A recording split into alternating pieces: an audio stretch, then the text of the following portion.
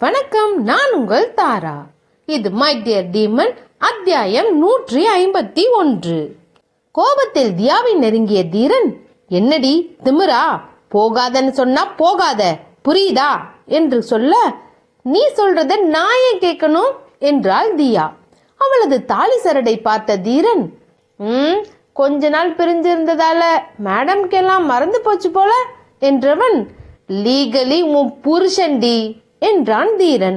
அதை கேட்ட தியா ஆத்திரத்தில், ஓ, இப்ப இந்த உரிமையில தான் ஆர்டர் போடுறீங்களா என்றவள், அப்ப சீக்கிரம் டிவோர்ஸ் பேப்பர் வரும், சைன் பண்ணிருங்க மிஸ்டர் தீரன் என்றாள் தியா. அவ்வளவுதான். அங்கிருந்த அனைவரும் அதிர்ச்சியில் அப்படியே உறைந்து போய்விட தீரனது நிலைமைதான் இன்னும் மோசமாகிவிட்டது. பதறிப்போன தியாவின் தந்தை, ஏய் தியா, என்ன பேசிட்டு இருக்க என்று கத்தவும், கத்தாதீங்கப்பா, இந்த உரிமையில தானே இவர் இவ்வளவு ஆட்டம் போடுறாரு, நான் லீகலா டிவோர்ஸ் கொடுத்துடுறேன், இதுக்கப்புறமாச்சும் எங்களை நிம்மதியா இருக்க விடுங்க என்று கோபத்தில் கத்திவிட்டு தனது அறைக்கு சென்றவள் படார் என்று கதவை சாத்தினாள். உண்மையில் தாத்தாவிற்கு மயக்கம் வருவது போல் ஆகிவிட்டது. அவரின் நிலையை பார்த்த சித்து ஓடி சென்று அவரை பிடித்து கொள்ள, அவர் அருகில் சென்ற தீரன், தாத்தா என்று பதறவும், எனக்கு ஒன்னில்ல தீரா என்று தாத்தா சொல்லவும், அங்கிருந்த தியாவின் தந்தை ஓடி சென்று தண்ணீரை கொண்டு வந்து கொடுத்தார். அதை மெல்ல பருகியவர், ஏன் தீரா இப்படி எல்லாம் சொல்றா தியா என்று கேட்கவும், தாத்தா அவ மென்டல் ஆயிட்டா, அப்படிதான் உளறிட்டு இருப்பா, நீங்க சீரியஸா எடுத்துக்காதீங்க, போய் ரெஸ்ட் எடுங்க, அவளை நான் கவனிச்சுக்கிறேன் என்றான் தீரன். அவனது பேச்சால் சற்று அமைதி அடைந்த தாத்தா, தீரா, தியா கிட்ட கடுமையா நடந்துக்காதப்பா என்று சொல்லவும், இல்லங்க தாத்தா, அவளை எப்படி ஏன் வழிக்கு கொண்டு வரதுன்னு எனக்கு நல்லா தெரியும், நீங்க இத பத்தி வரி பண்ணிக்காதீங்க, நீங்க போய் ரெஸ்ட் எடுங்க என்று அவரை சமாதானப்படுத்தி சித்துவுடன் அனுப்பியவன் கோபமாக தியாவின் அறைக்கதவை தட்டினான். தீரன் தான் வந்திருப்பான் என்று யூகித்த தியா எரிச்சலுடன் சென்று கதவை திறக்க, வேகமாக அறைக்குள் வந்த தீரன் கதவை தாழிட்டான். அவனது இறுகி போன முகத்தை பார்த்த தியாவிற்கு சற்று பயமாகத்தான் இருந்தது. அவளது கன்னத்தில் அடித்ததில் ஏற்பட்ட தழும்புகளையே தீரன் பார்த்து கொண்டிருக்க, அவளோ முகத்தை திருப்பிக் கொண்டாள்.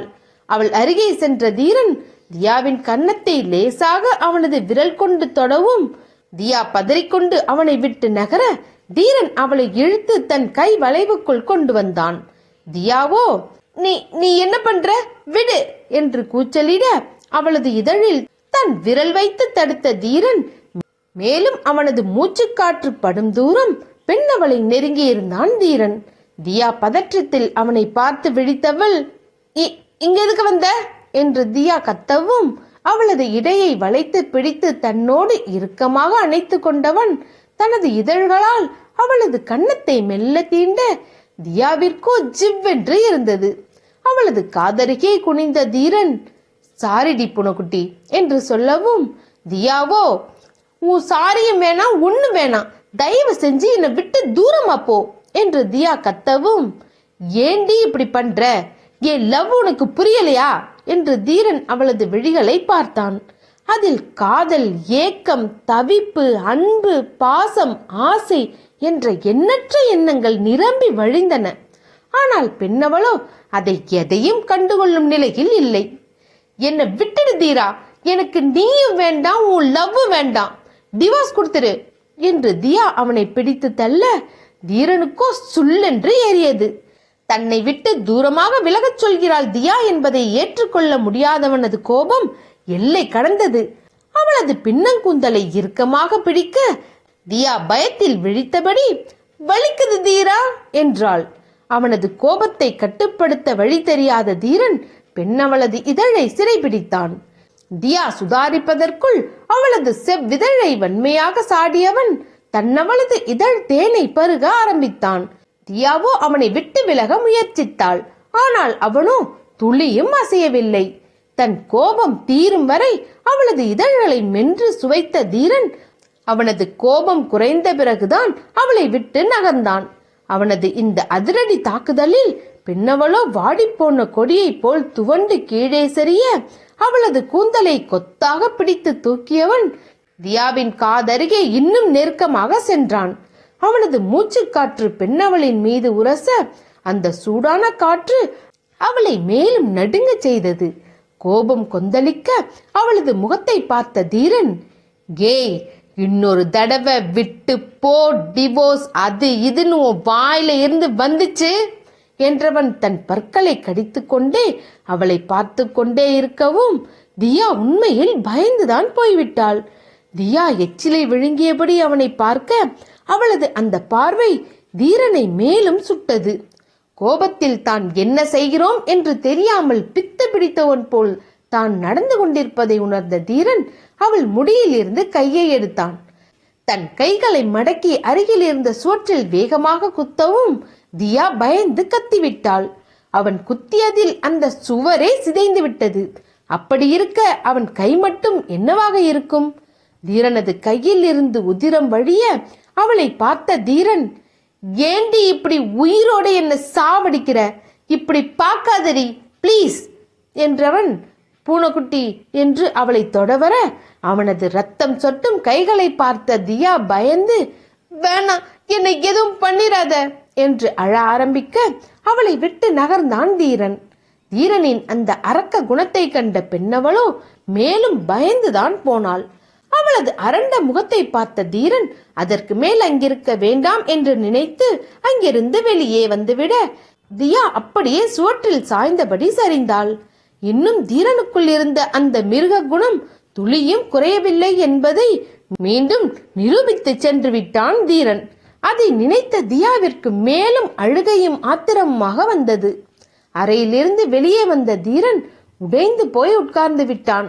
தாத்தாவை சமாதானப்படுத்தி அவரது அறையில் விட்டுவிட்டு வந்த சித்து தீரனின் கையில் வடிந்த ரத்தத்தை பார்த்ததும் பதறிக்கொண்டு ஓடியவன், "தீரா, என்ன கையில?" என்று தீரனது கையை பிடிக்க, "விட்ரா" என்று அவன் கையை உதறிவிட்டு தனது பாருக்குள் நுழைந்தான் தீரன். சித்துவும் அவனுடன் அந்த பாருக்குள் செல்ல அங்கிருந்த ஒரு பெரிய மது பாட்டிலை எடுத்தவன் அதை திறந்து மடமடவென்று குடிக்க ஆரம்பித்து விட்டான். காயமடைந்த அவனது கையை பிடித்து தடுத்த சித்து, "என்ன தீரா பண்ற?" என்று கேட்கவும், "தெரியலடா, நான் என்ன பண்றேன்னு எனக்கே தெரியல" என்று சொன்னவன் மீண்டும் மடமடவென்று குடித்து கொண்டே இருக்க, "ஏண்டா இப்படி?" என்று சித்து அங்கிருந்த முதலுதவி பெட்டியை எடுத்து வந்தான். காயத்தை சுத்தம் செய்து சித்து தீரனது கைக்கு மருந்தை போட்டுவிட்டான். தீரனும் அந்த மதுபானத்தை குடித்த பிறகுதான் சற்று அமைதியாக உட்கார்ந்தான். அவன் கையில் கட்டை போட்டுவிட்ட சித்து, "தீரா ப்ளீஸ், நீ இப்போ கொஞ்சம் அமைதியா இருக்கணும்" என்று சொல்லவும், "எப்படிடா என்ன அமைதியா இருக்க சொல்ற? கேட்டல்ல என்ன சொல்றான்னு" என்று தீரன் சொல்ல, "புரியுதுரா, பட் இப்ப அவங்க ஏதோ ஒரு கன்ஃபியூஷன்ல இருக்காங்க, அதனால்தான் இப்படி டிவோர்ஸ் அது இதுன்னு பேசிட்டு இருக்காங்க" என்று சித்து சொல்லவும், "மண்ணாங்கட்டி கன்ஃபியூஷன், அவளுக்கு திமிரு அதிகமாயிருச்சுடா" என்று தீரன் மீண்டும் மது பாட்டிலை எடுத்து குடித்தான். "தீரா ப்ளீஸ், இப்போதைக்கு கொஞ்சம் அமைதியாயிரு. நீ இப்படி ரியாக்ட் பண்ணனா அவங்க வேற மாதிரி ரியாக்ட் பண்றதுக்கு சான்ஸ் இருக்கு, ப்ளீஸ்" என்று சித்து சொல்லவும் தீரனுக்கு அவன் சொல்வதின் அர்த்தம் புரிந்தது. உடனே குடிப்பதை நிறுத்திய தீரன் "ஆ" என்று கத்த அந்த அறையே அதிர்ந்தது. தீரன் தன் கையில் இருந்த மது பாட்டிலை தூக்கி சுவற்றில் வீச அது படார் என்று உடைந்து கீழே விழுந்தது. சித்துவிற்கும் என்ன சொல்வதென்றே தெரியவில்லை. "சரி தீரா, எதுவா இருந்தாலும் யோசிச்சு பண்ணலாம். நீ இப்போதைக்கு ரெஸ்ட் எடு, நான் போய் ஆபீஸ பாக்குறேன்" என்று சொல்லிவிட்டு சித்து அங்கிருந்து கிளம்ப தீரன் தன் தலையை பிடித்து கொண்டு உட்கார்ந்து விட்டான். சற்று நேரம் யோசித்த தீரன் பாத்ரூமிற்கு சென்று தன் முகத்தை கழுவிக்கொண்டு ஃப்ரெஷ் ஆகிவிட்டு வெளியே வந்தான். அப்பொழுது விளையாடி முடித்துவிட்டு உள்ளே ஓடி வந்த குழந்தை தீரனை பார்த்ததும் "அங்கிள்" என்று கட்டிக்கொண்டது. தீரனும் குழந்தை ஆசையாக தூக்கி கொள்ள குழந்தை, "ஏன் அங்கிள் நீங்க விளையாட வரல? நாங்க உங்களுக்காக எவ்வளவு நேரம் வெயிட் பண்ண தெரியுமா?" என்று வாட்டத்துடன் சொல்லவும், "சாரிடா குட்டி, அங்கிளுக்கு கொஞ்சம் உடம்பு முடியல" என்று சொல்லவும் அப்பொழுதுதான் தீக்ஷு தீரனின் காயமடைந்த கையை பார்த்தது. "அச்சோ, என்னாச்சு அங்கிள்?" என்று குழந்தை கேட்க, "ஒன்னுல்லடா, சின்ன அடிதான்" என்று தீரன் சொல்லவும், "வலிக்குதா அங்கிள்?" என்று குழந்தை அவனது காயத்தின் மேல் தன் பிஞ்சு விரல்களால் வருடி கொடுக்கவும் தீரனுக்கு மயிலிறகால் வருடுவது போல் இதமாக இருந்தது. தீரனின் புண்பட்ட கையில் இருந்த காயத்திற்கு மட்டுமல்லாது தியாவால் குத்தி கிழிக்கப்பட்ட அவனது இதயத்திற்கும் குழந்தை மருந்தாக இருந்தது. அத்தியாயம் 152. தனது உணர்வுகளை கட்டுப்படுத்திய தீரன், அதெல்லாம் ஒண்ணுல்லடா என்று சொன்னவன், சரி நீங்க போயிட்டு சாப்பிடுங்க, நான் வரேன் என்று சொல்லவும், இல்ல நீங்களும் வாங்க என்று குழந்தை தீரனையும் அழைத்து கொண்டு சென்று சாப்பாட்டு மேஜையில் உட்கார வைத்தது. அப்பொழுது தாத்தாவும் அங்கு வர தியாவின் தந்தையும் வந்து உட்கார்ந்தார். தியா மட்டும் வராததை பார்த்த தாத்தா லெப்டை பார்த்தவர், எங்க இன்னும் தியா வரலையா என்று கேட்கவும், இல்ல தாத்தா, அவங்க இன்னும் ரூமை விட்டே வெளியவே வரல என்று சொல்லவும், சரி நீ போய் கூட்டிட்டு வா, தாத்தா சொன்னார்னு சொல்லு, வருவா என்று தாத்தா சொல்லவும், சரிங்க தாத்தா என்று சொல்லிவிட்டு லெப்ட் தியாவின் அறைக்கு சென்றான். தியாவோ தனது அறையில் படுத்து கொண்டிருக்க, சிஸ்டர் சிஸ்டர் என்று கதவை தட்டி லெப்ட் அழைக்கவும், சொல்லுங்க அண்ணா என்று தியா கேட்க, தாத்தா உங்களை சாப்பிட கூட்டு வர சொன்னாங்க சிஸ்டர் என்று லெப்ட் சொல்ல, இல்லண்ணா எனக்கு பசிக்கல என்று தியா மறுத்தாள். இல்லங்க சிஸ்டர், தாத்தா உங்களை கண்டிப்பா கூட்டிட்டு வான்னு சொல்லிருக்காரு என்று சொல்லவும், சற்று நேரம் யோசித்த தியா தாத்தாவின் சொல்லை தட்ட வேண்டாம் என்று நினைத்தவள், சரி நீங்க போங்க நான் வரேன் என்று சொல்லி லெப்டை அனுப்பினாள். பிறகு படுக்கையிலிருந்து எழுந்த தியா தனது முகத்தை கழுவி கொண்டு வந்தாள். தியாவை பார்த்த தியாவின் தந்தை, என்னம்மா ஏன் உன் முகம் ஒரு மாதிரி இருக்கு, உடம்பு எதுவும் சரியில்லையா என்று கேட்கவும், அதெல்லாம் ஒண்ணு இல்லப்பா என்றவள் தாத்தாவின் அருகில் வந்து உட்கார்ந்தாள். தியாவை பார்த்த தீக்ஷு, மம்மி நீங்க இப்பெல்லாம் என் கூட சரியா விளையாடவே மாட்டேங்கிறீங்க என்று குறை சொல்லவும், இல்லடா அம்மாக்கு கொஞ்சம் தலைவலி என்று தியா சமாளிக்கவும், நீங்களும் உடம்பு சரியில்லைன்னு சொல்றீங்க, அங்கிளுக்கும் உடம்பு முடியல என்று குழந்தை வருத்தமாக சொல்லவும், தீரனை பார்த்த தாத்தா, என்னாச்சு தீரா என்று கேட்க, அதெல்லாம் ஒண்ணு இல்லைங்க தாத்தா என்றான் தீரன். அப்பொழுது வேலையால் உணவை பரிமாறிக்கொண்டு வர எல்லோரும் சாப்பிட ஆரம்பித்தனர். தீரன் மட்டும் ஸ்பூனை எடுத்து சாப்பிட செல்லவும், அப்பொழுதுதான் அவன் கையில் இருந்த கட்டை அனைவரும் கவனித்தனர். உடனே தியாவின் தந்தை, மாப்ள என்ன கையில கட்டு என்று கேட்கவும், அது ஒண்ணுல சின்ன அடிதான் என்று தீரன் சொல்லவும், என்ன தீரா இவ்வளவு பெரிய கட்டு போட்டிருக்க என்று தாத்தாவும் பதற்றமாக கேட்டார். இல்ல தாத்தா, சும்மா சின்ன காயம்தான், இந்த சித்து தான் இவ்வளவு பெருசா கட்ட போட்டு விட்டான் என்று தீரன் சமாளிக்க, தியா அவன் கையை பார்த்தாள். ஆனால் எதுவும் கேட்காமல் மௌனமாகவே இருந்தாள். அதிலிருந்தே இவர்களுக்குள் ஏதோ நடந்திருக்கும் என்று புரிந்து கொண்ட தாத்தா, சரி சரி சாப்பிடுங்க எல்லாரும் என்று சொல்லவும் எல்லோரும் சாப்பிட ஆரம்பித்தனர். தீரன் சிரமப்பட்டு சாப்பிடுவதை கவனித்த தியாவிற்கு தீரனின் மேல் கோபம் இருந்தாலும் ஒரு புறம் கஷ்டமாகவும் இருந்தது. அதே நேரத்தில் தீக்ஷு தீரனை கவனித்து விட்டாள்.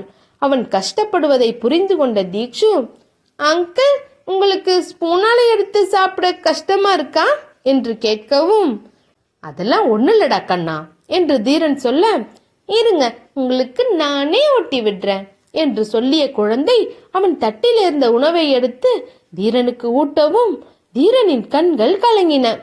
தீக்ஷுவிற்கு தீரனின் மேல் இருக்கும் அளவற்ற பாசத்தை பார்த்த தாத்தாவிற்கு ஒரு புறம் சந்தோஷமாக இருந்தாலும், தியா இப்படி முரண்டு பிடித்துக் கொண்டிருப்பதை நினைத்தவருக்கு மேலும் கஷ்டமாக இருந்தது.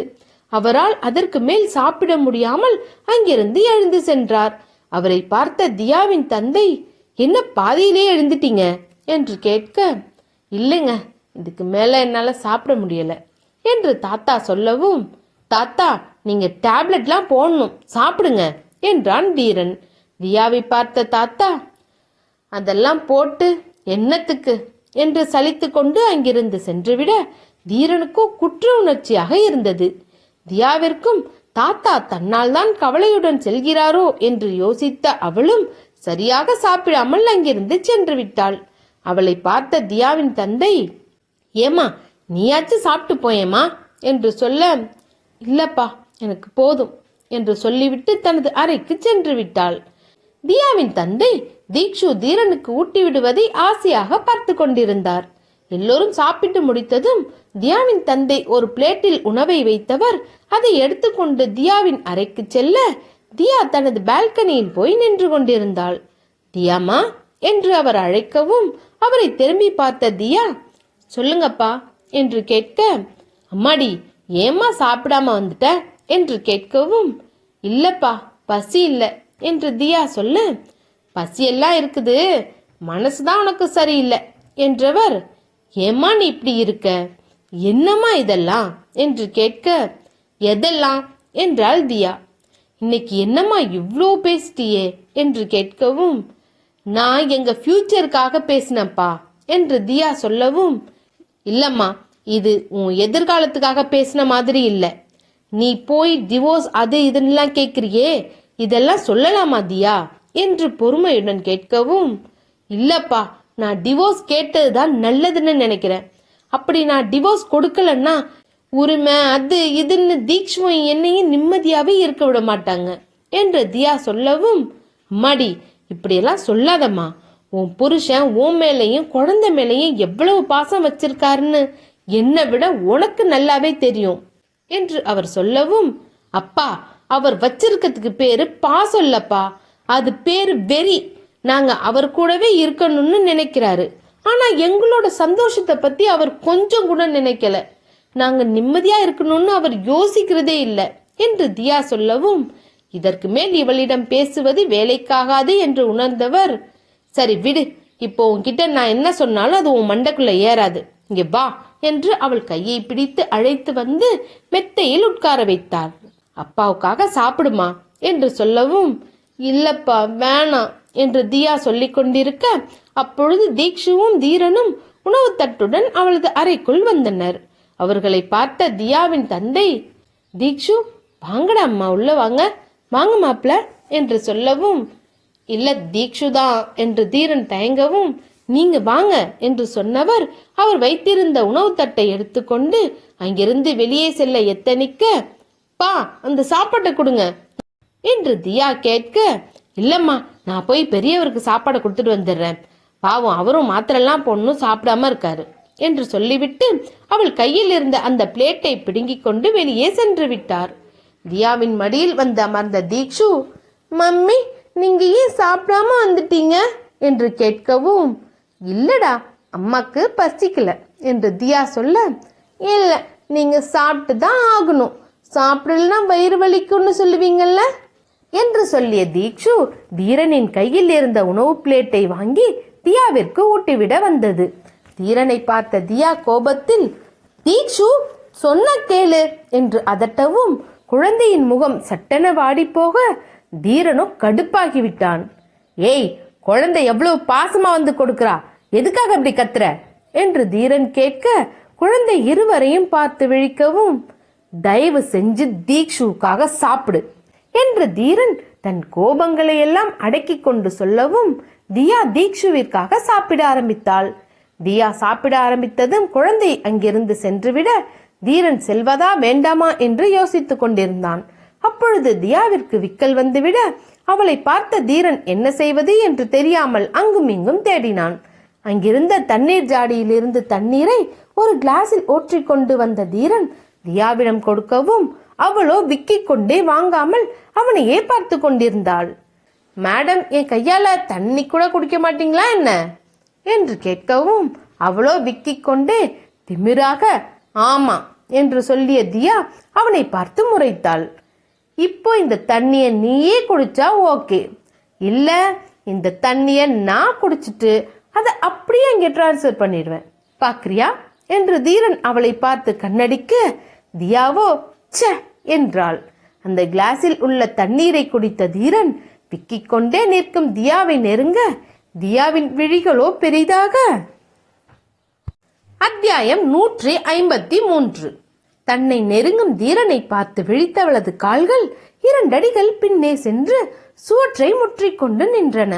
தீரன் தண்ணீர் கிளாசுடன் தன்னவளை நெருங்கியவன் அவனது பலம் நிறைந்த 2 கைகளுக்குள்ளும் தியாவை சிறைபிடித்தான். தீரன் அவளது விழிகளையே பார்த்து கொண்டிருக்க தியா முன்பு செய்தது போல் ஏதேனும் செய்து விடுவானோ என்று நினைத்தவளுக்கு பயம் தொற்றிக்கொள்ள எச்சிலை விழுங்கியவாறு அவனையே வெறித்து பார்த்தாள் தியா. தீரன் அவளை நெருங்க தன்னவளின் வாசம் தீரனின் நாசி வழியே ஏறவும் அது ஒரு புதுவித மயக்கத்தை உண்டாக்கியது. தன்னவளை ஆசையும் காதலும் நிறைந்த விழிகளால் பார்த்தான் தீரன். அவளோ புலிக்கு பயந்த மானை போன்று அவனை மிரட்சியுடன் பார்த்து கொண்டிருந்தாள். அவளது காதோரம் குனிந்தவன், பூனைக்குட்டி கொல்றடி, ஏண்டி இப்படி விலகி விலகி போற? இந்த தீரனோட லவ் உனக்கு புரியலையா என்று கேட்டவன் அவளது காது மடலில் மெல்ல முத்தமிட்டு லேசாக கவ்விக்கொண்டான்.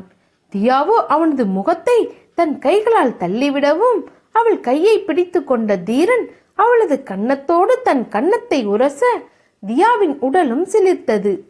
தீரன் அவளது மென்னுடலோடு ஒட்டி கொண்டு நிற்கவும் அந்த சில கணங்கள் இருவரின் உடலிலும் மோகத்தை பரவ அதன் அனல் தாங்க முடியாமல் தவித்துக் கொண்டிருந்த பெண்ணவள் தனது புடவையை இறுக்கமாக பிடித்து கொள்ளவும் தீரனாலும் தன்னை கட்டுப்படுத்தி கொள்ள முடியவில்லை. அவளது கழுத்து வளைவில் தன் முகம் புதைத்தவன், பூனைக்குட்டி, I can't control myself டி என்று சொல்ல அவனது தீண்டுதலில் தன்னை மறந்து ஒரு சிறிய பூனைக்குட்டியைப் போலத்தான் அப்பொழுது இருந்தாள் தியா. ஆனால் சில கணங்களில் தன்னிலை அடைந்தவள், தியா என்ன பண்ணிட்டு இருக்க என்று தன் மூளை கேட்கவும் சட்டென அந்த மயக்கத்திலிருந்து விழித்து கொண்டவள் அவனை தள்ளிவிட்டு, என்ன பண்ற தீரா என்று கேட்க தீரனோ தன்னவள் கோபப்படும் அழகை ரசித்து பார்த்தான். பின்பு தன் கையில் இருந்த வாட்டர் கிளாஸை அவளிடம் கொடுத்த தீரன், இப்ப விக்கல் நின்னு போச்சா இல்ல என்று தீரன் மெல்ல அவளை நெருங்க சட்டென சுதாரித்து கொண்ட தியா அவன் கையில் இருந்த கிளாஸை வாங்கி மடமடவென்று குடிக்கவும் அவளது நிலையை பார்த்த தீரன் சிரித்து விட்டான். தியா பதற்றமாக இருக்கவும் அதற்கு மேல் அங்கிருக்காமல் தீரன் வெளியே சென்று விட்டான். தியாவிற்கு அவன் சென்றதும் தான் உயிரே வந்தது போல் இருந்தது. அன்று மாலை குழந்தை பந்தை வைத்து விளையாடி கொண்டிருக்க தியா குழந்தை விளையாடுவதை பார்த்து கொண்டு உட்கார்ந்திருந்தாள்.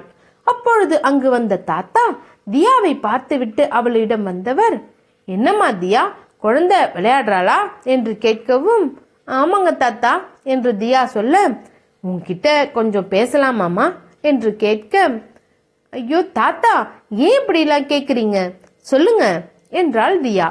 ஒரு பெருமூச்சை எடுத்துக்கொண்ட தாத்தா, அம்மாடி, நீ எதுக்காக பெரிய வீட்டுக்கு போன என்று கேட்கவும், இல்ல தாத்தா, அவங்க தான் என்று தியா சொல்லவும், இங்க பார்மா தியா, அவங்க என்னோட பசங்க தான், ஆனா நானே அவங்கள விட்டு ஏன் தீரன் கூட வந்திருக்க சொல்லு பார்க்கலாம் என்றவர், ஏன்னா அவங்க தீரனுக்கு அவ்வளோ பண்ணிருக்காங்கம்மா, அவங்கள நீ நல்லவங்க நல்லா நினைச்சிராத, ஏதோ காரியத்துக்காக தான் உன்னை வர வச்சிருப்பாங்க என்று தாத்தா சொல்லவும் தியாவிற்கு ஒன்றும் புரியாமல் அவரை பார்த்தாள்.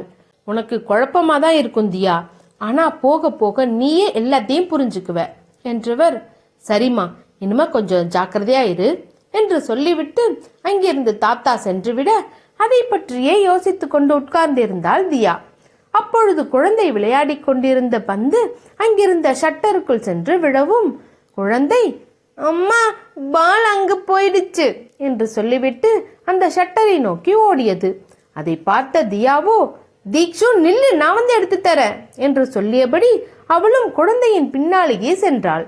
அப்பொழுது பந்து அங்கிருந்த ஷட்டரின் ஒரு மூலையில் கிடக்கவும் அதை சென்று குழந்தை எடுத்துக்கொள்ள, தீக்ஷு அங்கெல்லாம் போகாத, ஏதாவது இருக்க போகுது என்று திட்டிய தியா குழந்தையை அழைத்து கொண்டு வெளியே வர எத்தனிக்க அப்பொழுதுதான் அங்கிருக்கும் பேஸ்மெண்ட் செல்லும் வழியை பார்த்தாள் தியா. இங்க பேஸ்மெண்ட் இருக்கா என்று தியா யோசித்து கொண்டிருக்க அப்பொழுது அங்கு உணவு தட்டுடன் டேவிட் வந்தான். அவனை பார்த்தவள், அண்ணா, இது என்ன பேஸ்மெண்ட் என்று கேட்கவும் டேவிட்டிற்கு என்ன சொல்வதென்றே தெரியவில்லை. அது அது என்று டேவிட் யோசித்துக் கொண்டிருக்க அவன் கையில் இருந்த தட்டை பார்த்த தியா, அண்ணா, இது என்ன சாப்பாடு, யாருக்கு என்று கேட்கவும் அது சிஸ்டர் என்றவனுக்கு சித்து சொன்னது ஞாபகத்திற்கு வந்தது. நாய்க்கு தான் சிஸ்டர் என்று சமாளித்தான். என்ன, இங்க டாக் இருக்கா என்று தியா கேட்கவும் உடனே தீக்ஷு ஐ டாக் டாக் என்று பேஸ்மெண்டத்திற்குள் ஓடியது. ஐயோ இல்ல பாப்பா, அங்கெல்லாம் எந்த டாகும் இல்ல பாப்பா, வந்துருங்க, அங்கெல்லாம் போகக்கூடாது என்று டேவிட் சொல்லவும் தீக்ஷு அங்க இருட்டா இருக்கும், போகாத என்று தியா தீக்ஷுவை பிடித்து கொண்டாள். பின்ன கீழே யார் இருக்கா, எதுக்காக சாப்பாடு எடுத்துட்டு போறீங்க என்று தியா மேலும் கேள்வி கேட்டுக்கொண்டே இருக்க, அது அது என்று டேவிட் பதில் சொல்ல முடியாமல் திணறினான். அதிலிருந்தே இதில் ஏதோ இருக்கிறது என்று புரிந்து கொண்ட தியா, சரி வாங்க, வந்து பேஸ்மெண்ட்ல என்ன இருக்குன்னு காமிங்க என்று கேட்கவும், இல்ல சிஸ்டர் என்று டேவிட் சமாளிக்க, வாங்க என்ற தியா பேஸ்மெண்ட்டிற்குள் செல்ல எத்தனித்தாள்.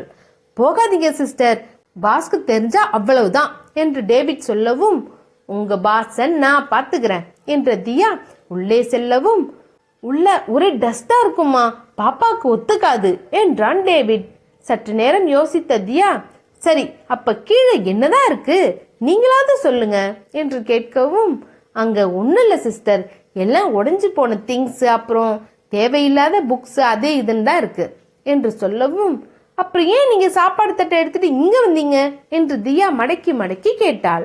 இல்ல, நான் அங்கதான் வெளியே போனேன், இங்க சத்தம் கேட்டது, யார் இருக்காங்கன்னு பார்க்கறதுக்காக தான் நான் இங்க வந்தேன் சிஸ்டர் என்று டேவிட் சொல்லி கொண்டிருக்க, குழந்தை ஹச் என்று தும்மியது.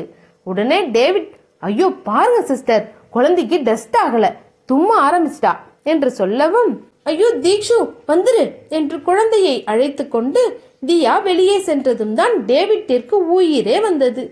அப்படா என்று ஒரு பெருமூச்சை எடுத்துக்கொண்ட டேவிட் தியா அங்கிருந்து வீட்டிற்குள் சென்றதும் தான் டேவிட் அந்த பேஸ்மெண்டிற்குள் சென்றான். உள்ளே சென்ற டேவிட் உணவு தட்டை அங்கு அடைத்து வைத்திருக்கும் அந்த பெண்ணிடம் கொடுக்க, சாப்பாடு வந்ததும் அதை வாங்கிய அப்பெண் மளமளவென்று சாப்பிட ஆரம்பித்தாள். அவளை பார்த்த டேவிட், மெல்ல மெல்ல விக்கிக்க போகுது என்றவன் அருகில் இருந்த தண்ணீர் பானையிலிருந்து ஒரு பாட்டிலில் தண்ணீரை பிடித்தவன் அந்த அறைக்குள் உருட்டி விட்டான். அதை எடுத்து மடமெடவென்று குடித்தவள் சற்று நிதானத்திற்கு வந்தவாறு டேவிட்டை பார்த்து, டேய் ஏண்டா இப்படி சாவடிக்கிறீங்க, என்னை எப்போதாண்டா விடுவீங்க என்று கத்தவும், நீ சாகிற வரைக்கும் எங்க தான் கிடக்கணும் என்று டேவிட் சொல்ல, ஏய் எங்கடா அந்த தீரன், என்னால உள்ள இருக்க முடியலடா, பைத்தியம் பிடிக்குதுடா என்று அப்பெண் கத்திக்கொண்டே இருக்க, வெறி பிடிச்ச உனக்கு பைத்தியம் பிடிச்சா ஒன்னும் தப்பில்ல என்றவன் அங்கிருந்து வெளியே சென்று விட, டேய் என்னை திறந்து விடுங்கடா, நான் மட்டும் வெளியே வந்தேன் உங்க எல்லாரோட வாழ்க்கையும் நாசம் பண்ணிருவேன் என்று கத்திக்கொண்டே இருக்க, பேஸ்மெண்டில் அடைத்து வைத்திருக்கும் இந்த பெண் யார்? இது தியாவிற்கு தெரிந்தால் அவள் என்ன செய்வாள்? தீரனின் அடுத்த மூதான் என்ன? தெரிந்து கொள்ள தொடர்ந்து கேளுங்கள் மை டியர் டீமன். கதை பத்தின அப்டேட்ஸுக்கு மறக்காம நம்ம சேனலை சப்ஸ்கிரைப் பண்ணிக்கோங்க. இந்த ஸ்டோரி உங்களுக்கு பிடிச்சிருந்தா லைக் பண்ணுங்க, ஷேர் பண்ணுங்க, மறக்காம நம்ம சேனலை சப்ஸ்கிரைப் பண்ணிக்கோங்க. அடுத்த அத்தியாயத்துல மீட் பண்ணலாம். டாடா.